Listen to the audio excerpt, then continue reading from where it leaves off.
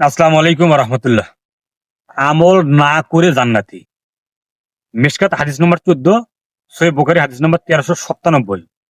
আবু হুরায়রা রাদিয়াল্লাহু তাআলা আনহু বলেন যে জৈনক এক ব্যক্তি আল্লাহ রাসূল সাল্লাল্লাহু আলাইহি ওয়াসাল্লামকে জিজ্ঞাসা করলেন, আল্লাহ রাসূল, আপনি এমন আমলের কথা আমাকে বলে দিন যা আমি আমল করলে জান্নাতে চলে যাব। তখন আল্লাহ রাসূল সাল্লাল্লাহু আলাইহি ওয়াসাল্লাম বললেন যে তুমি আল্লাহর সাথে কাউকে শরীক করবে না, শিরক করবে না, 5 ওয়াক্ত ফরজ সালাত আদায় করবা, রমজান মাসে সিয়াম পালন করবে।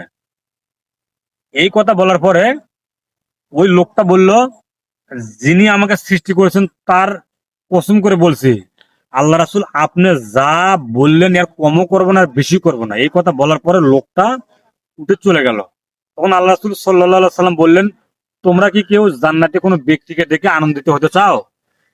তখন সাহাবীরা বললেন, যে আল্লাহ রাসূল, তাহলে দেখো ওই লোক জান্নাতি। আমি আপনাকে বলতে চাচ্ছিলাম, এই লোকটা সালাত আদায় করেনি, সিয়াম পালন করেনি, আল্লাহর সাথে কারো শিরকও করেনি, কোনো ইবাদতই করেনি, এরপরে আল্লাহ রাসূল বললেন যে ওই লোকটা জান্নাতি। আমি আপনাকে বলতে চাচ্ছিলাম, যদি আমার আপনার অন্তরে তাওহীদ থাকে, একাত্মবাদ থাকে, আল্লাহকে ভরসা করার মতো ভরসা করি, তাহলে আমরা জান্নাতে যাব ইনশাল্লাহ।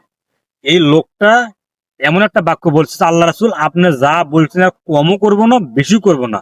আল্লাহ রাসূল বললেন যে ওই লোকটা জান্নাতি। আমি আপনি আমল কম করি এটা বড় কথা নয়, যদি আমলটা নিয়মিত হয়, তাহলে এই নিয়মিত আমল কম হলেও আল্লাহ সেটা বেশি পছন্দ করেন আল্লাহ রাসূলের পদ্ধতিতে। অতএব ওই লোক যদি আমল না করে জান্নাতে যেতে পারে, তাহলে আমি আপনি কেন পারবো না? ইনশাল্লাহ আমি আপনি পারবো।